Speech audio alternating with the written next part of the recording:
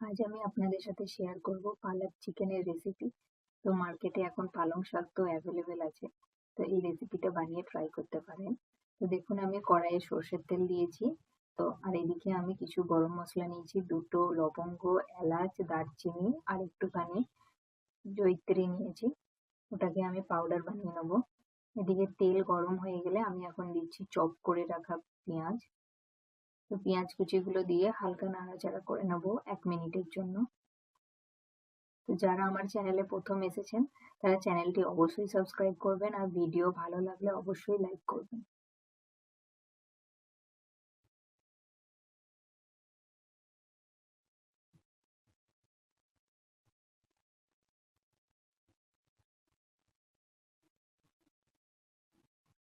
তো দেখুন, পেঁয়াজগুলো হালকা একটু ভাজা হয়েছে। এখন আমি দিয়ে দিচ্ছি অল্প পরিমাণে পেঁয়াজ কলি কুচি দিয়ে দিচ্ছি। তো এটা আপনাদের যদি না থাকে স্কিপ করতে পারেন। আর তার সাথে দিলাম লঙ্কা কুচি। তো ওই পেঁয়াজ কলি ছিল, তো তারই সাদা পাটটা আমি দিলাম।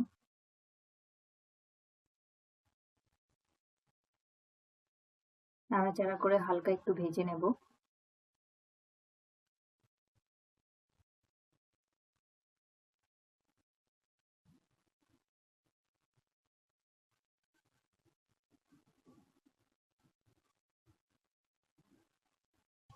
এরপর আমি গুঁড়ো করে রাখা গরম মশলাটা আমি দিয়ে দিচ্ছি।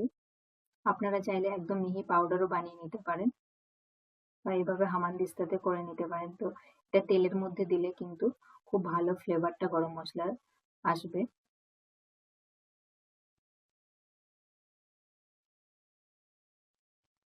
আবার 1 মিনিটের মতো হালকা নাড়াচাড়া করে ভেজে এরপর আমি দেব আদা রসুন বাটা।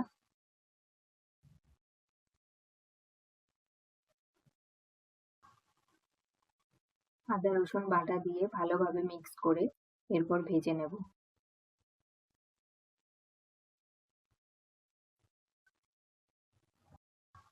পেঁয়াজ ভাজতে কিন্তু কিছুক্ষণ টাইম লাগে, তো সেই জন্য পেঁয়াজের সাথে একে একে সমস্ত বাকি ইনগ্রিডিয়েন্টস গুলো দিয়ে ভেজে নিচ্ছি। তো এখন দেখতে পাচ্ছেন পেঁয়াজগুলো একদম ব্রাউন কালার হয়ে ভাজা হয়ে গেছে ভালোভাবে। এই সময় এরপর দেব চপ করে রাখা টমেটো। টমেটো কুচিগুলো দিয়ে আবার নাড়াচাড়া করে 1 মিনিটের মতো ভেজে নেব, যাতে টমেটোটা নরম হয়ে যায়।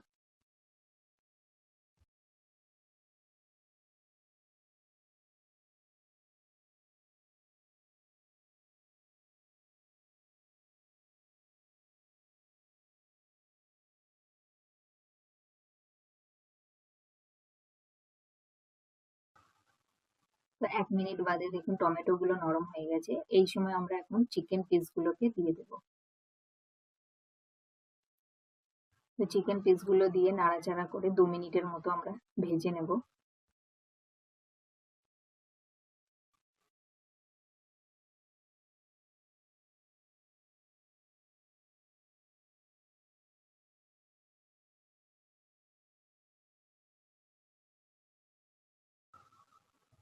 তো 2 মিনিটের জন্য ভেজে নিয়েছি। দেখুন চিকেনের কালারটা হালকা চেঞ্জ হয়ে গেছে। তো একটু নাড়াচাড়া করে দিচ্ছি। এরপর আমরা এই সময় দেব চপ করে রাখা পালং শাক। তো পালং শাকগুলোকে কিন্তু ভালোভাবে জলে ধুয়ে নিয়েছি। ধুয়ে এভাবে ছোট ছোট করে কুচি করে নিয়েছি। এরপর আবার চিকেনের সাথে একটু মিক্স করে দেব।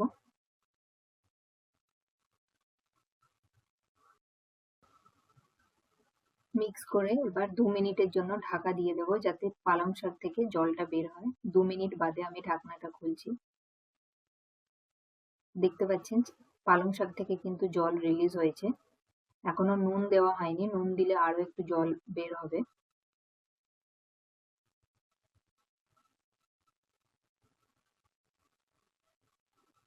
এরপর আমি দিচ্ছি হলুদ গুঁড়ো, জিরে গুঁড়ো, ধনে গুঁড়ো, লাল লঙ্কার গুঁড়ো।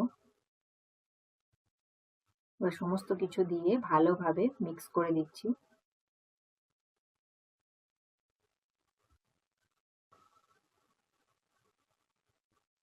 এরপর আবার ঢাকা দিয়ে দিলাম 2 মিনিটের জন্য। আবার 2 মিনিট বাদে আমি ঢাকনাটা খুলছি। তো দেখুন আরো কিন্তু শাক থেকে জল বের হয়েছে। তো আলাদা করে আর জল দিতে হয়নি, কারণ গুঁড়ো মশলা দিলে নর্মালি জল দিতে হয় যাতে জ্বলে না যায়।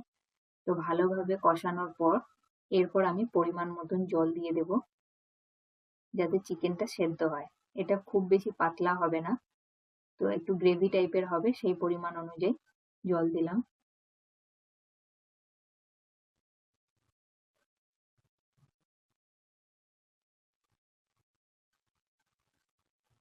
এরপর দিচ্ছি পরিমাণ মতন নুন।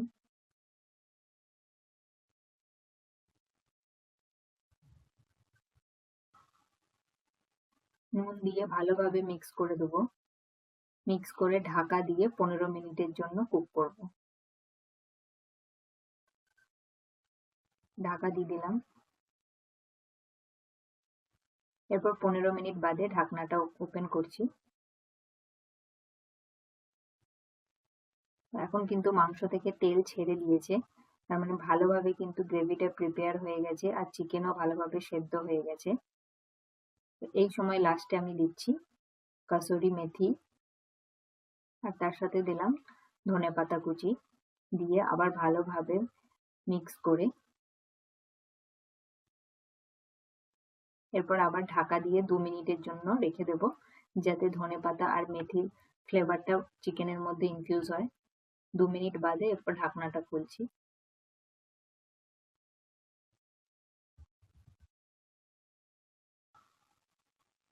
তো একটু নাড়াচাড়া করে দিলাম ঢাকনা খুলে, আরো একটু ফুটিয়ে নিচ্ছি, কারণ এটা কিন্তু একদম ড্রাই ড্রাই খেতেই বেশি ভালো লাগে। দেখুন তেল কিন্তু খুব ভালোভাবে ছেড়ে দিয়েছে।